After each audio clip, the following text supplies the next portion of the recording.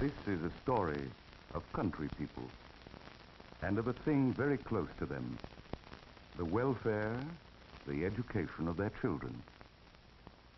It is about people who live on the land, whose fathers lived on the land before them, and whose hearts tell them that old ways are good ways and should not be set aside lightly. To these people, the country schoolhouse of their youth, be it red, white, or whatever color, seems one of the few unchanging things in a world of confused and changing values. It has been tried and tested and found good. Their fathers created it, and they themselves bear the honorable impress of its mold. It is their own, and their loyalty to it is beyond any that mere brick and mortar can inspire. But they are a fair-minded people and prudent, and some among them are made uneasy by the thought that what was once good enough for them may not now be good enough for their children. This picture is about a group of people who face that problem. It tries to show the different ways they had of looking at it, and how they all wanted to do what was best, and how they went about trying to find out what really was best. There are no actors in this picture.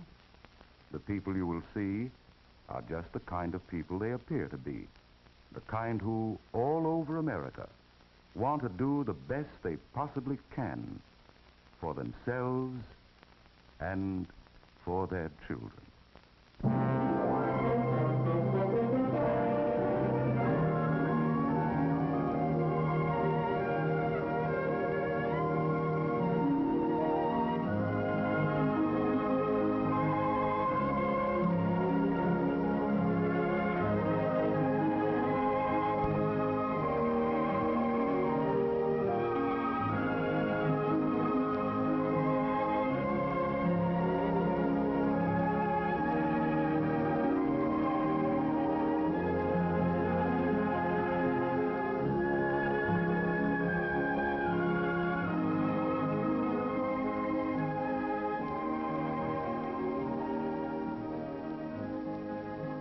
Miller School, District Number 6. Another year, another school board meeting. Here's a letter. I think 12 students are enough.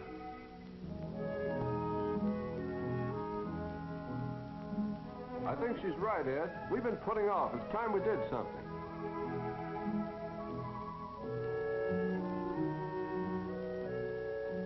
Let's look around, see what she needs this year.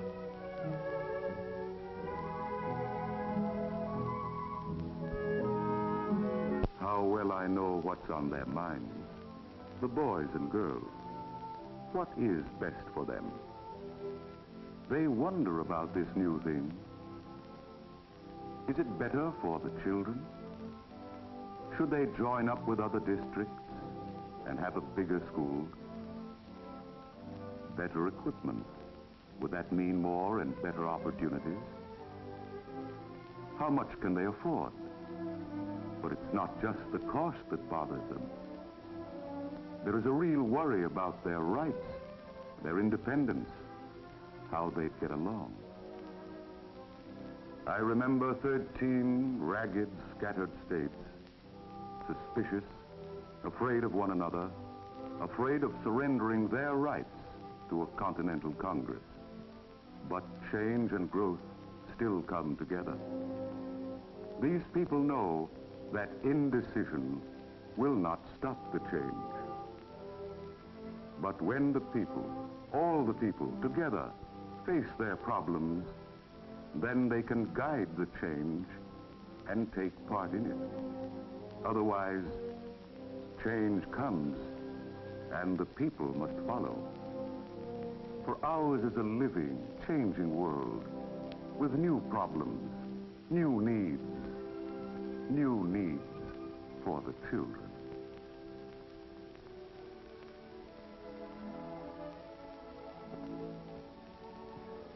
You folks here at the Miller School have been doing a fine job. Ever since Ed Miller's grandfather set aside this piece of land, the people in this district have faced the facts. You've got a problem here. Might as well admit it straight out. There are 3,000 counties in the United States, and about 2,500 of them have a problem similar to yours. There is no one answer to the many and varied problems of all schools. We must study our own needs, know what we have and what we want, if we are to get the most and best for our money. We should use our agricultural college, State Department of Education, and other agencies to help us do the best job for our children. Just bringing more pupils together or building larger buildings may not be the answer to our problem. I know you have been talking and thinking about one way of answering it. Well, my job as county superintendent puts me in a position to get at some of the facts. I have seen many good school programs, not all alike, but each serving the children's best interests in its own way. For some, it was best to bring all children into one central school and have one or more teachers for each grade. Others found they could do the best job by having a central high school with a small elementary schools near where the children live. But let's talk about our own problem. Here is the Miller district, the Miller School. You have 12 pupils, and you know that's not enough. Hickory Corners has 15 children, Auden 23. Ripley has 65 in their two-room school. The village has about 400 and is already transporting your high school students. Now, adding the children in the 23 districts falling within convenient distance, you have enough to justify a good school with all the special but important services needed by the children and the entire community, and with an administrative unit large enough to do a real job. I know you want the best for your children. And in your case, I would say that Joe Turner has the answer. Throw in with the other districts and run a school in the village that comes up to modern standards. That's what I thought would happen. What do you think?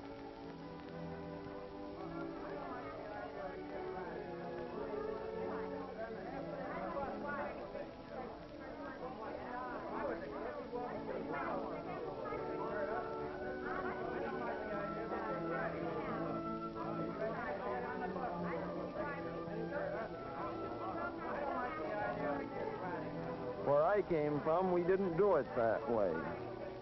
How are we going to keep track of what's going on? I don't want my children getting up and leaving on the buses in the morning. Well, it'll be safer than walking along these highways these times anyway. Wait a minute, folks. Wait a minute. Joe Turner here has the idea. Let's go and see a good school. I can get you the bus. How many want to go?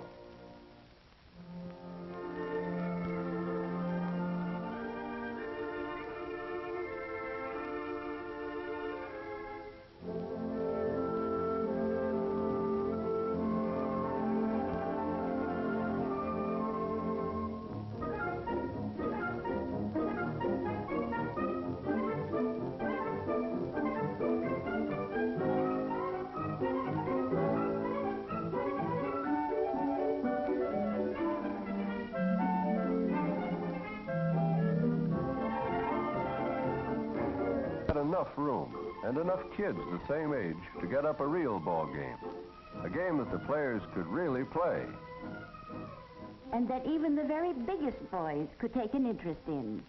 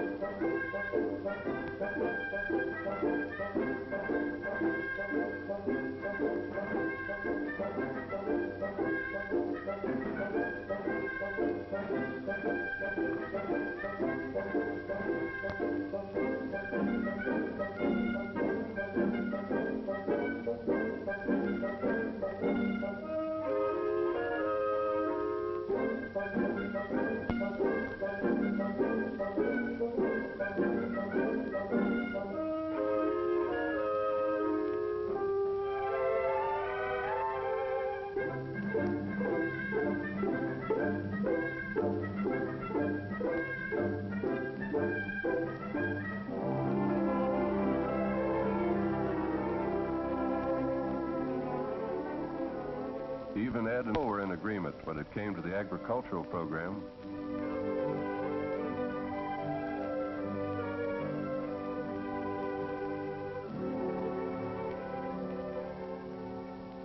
What students learned here didn't stop in the classroom.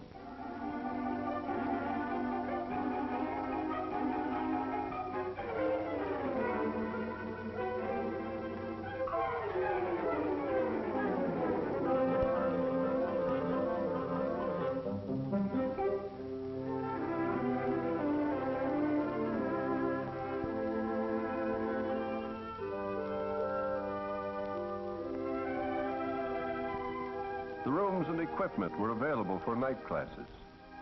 And again, what men learned was taken out into the community.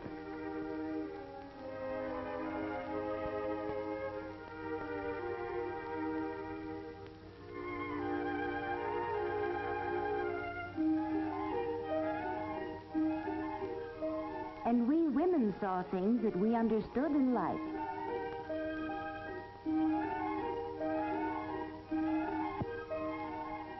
We all knew what the approval of your family can mean.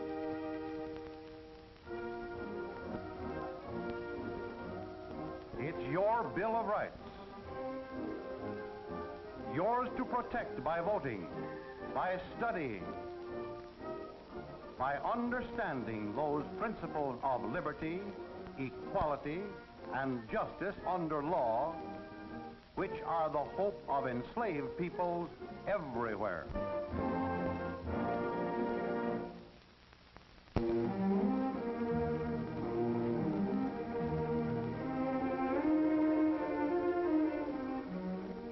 And afterward, they reviewed and studied what they had experienced through the film in guided discussions, building themselves into better and stronger citizens.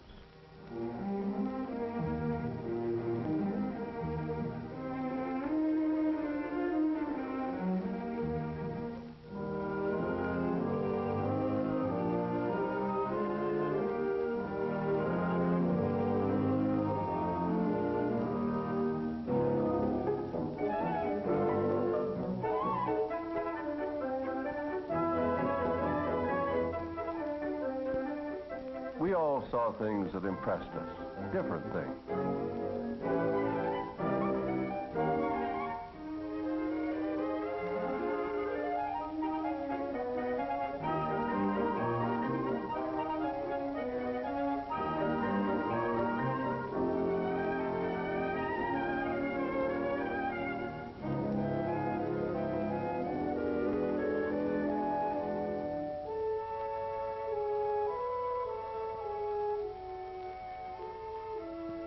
Ed Miller's boy got interested in a workbench. Wanted to know all about it.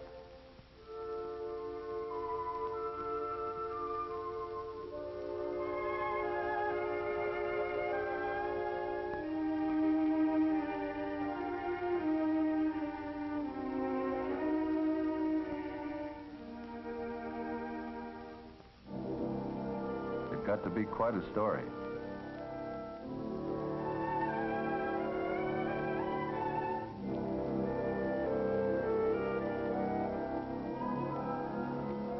And Ed got interested, too, in spite of himself.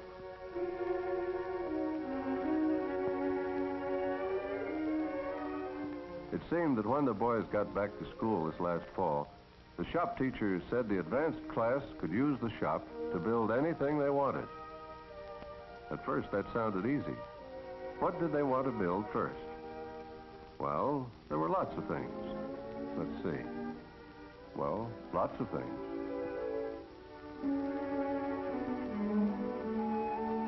After a little discussion, they found it took some real thinking to decide just what you really did want most. So they took the problem home with them. Tommy's room was small and cramped. He'd always dreamed of fixing it up. But there are a lot of things that a boy just seemed to need right handy when he wanted them. It kind of piled up. Maybe if he had a bench. The teacher said he would help, but it took money for wood and screws and glue and fittings. quite a lot of money. Turned out they all needed money. Well, what would people pay for? A spray program to control insects? Maybe we ought to find out.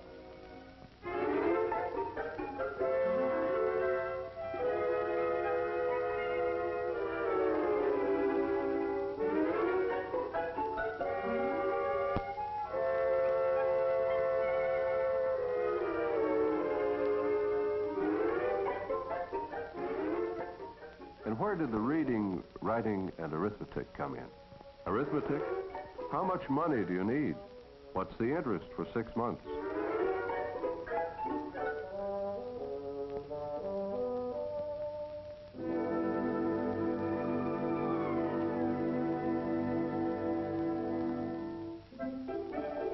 Reading? Who ever thought there were so many different kinds of spray outfits? Writing? It takes a good many business letters to be sure of getting just what you need. How much spray does it take to do a job? How should it be mixed?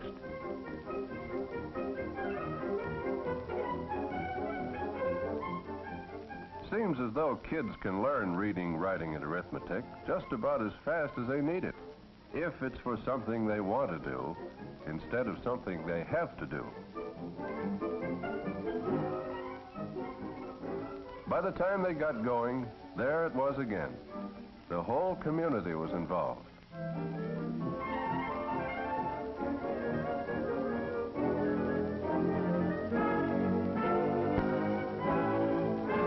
Boys were learning to use reading, writing, and arithmetic just the way they'd learn to use a hammer or a saw, by making it do something for them.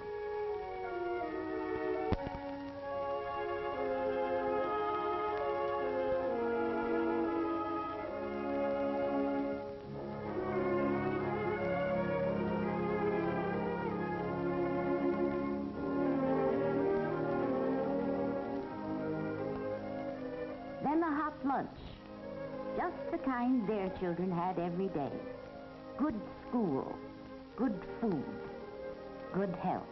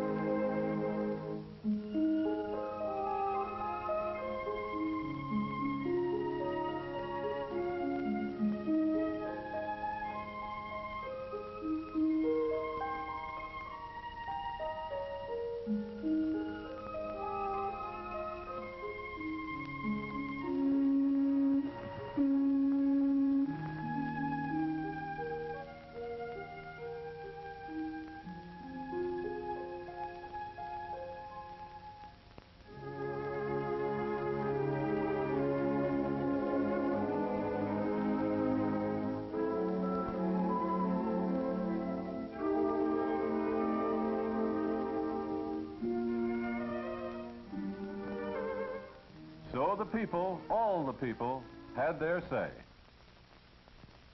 I don't care what those state experts say. Our kids are better off where they are. If your cow is sick, you'd trust an expert, wouldn't you? And they grow up to take jobs in factories. They're up against kids with more education. Reading, writing, and arithmetic, that's what they need. Not all this newfangled stuff. Any good school keeps them up in the 3 R's. But we gotta have a bigger tax unit. Well, we're just going to have to raise taxes. Why can't the state and federal government help? Then they'll try to tell us what to do. But we are the government. Might not be as bad as you think. If we do go in, we may wish we were out. Yes, but if we stay out, we may wish we were in, too. You still have your vote, haven't you? And you'll have something to say about how the high school is run, too. The townspeople allowed voters. But what's the best way to spend the money? Such a thing is getting too big, you know. We all want the same thing, a good school. Our school is good enough for you and me. Well, it's not good enough for my kids. All we want is a chance. I've fought this thing for 30 years. Well, I'm for it. I don't like the idea of swearing away our rights. It's going to cost us either way. I'll go along. Not me. I'm satisfied the way things are. Well, I don't know. Whatever is best for the children.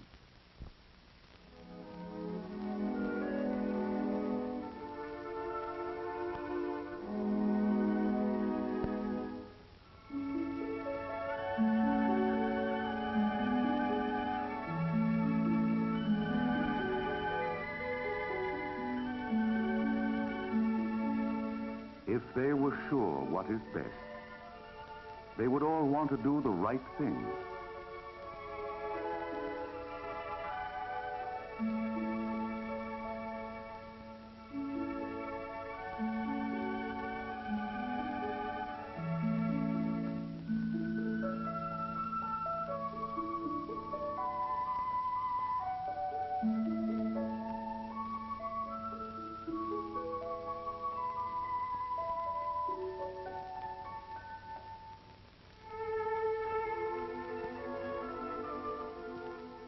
They've studied and worked together.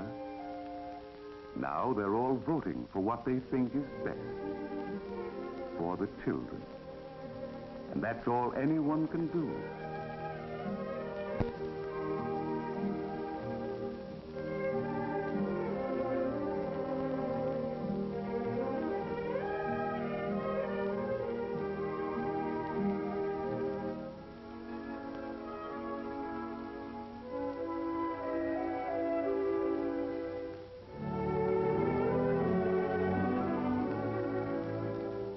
But however it comes out, it's what they wanted. All of them together.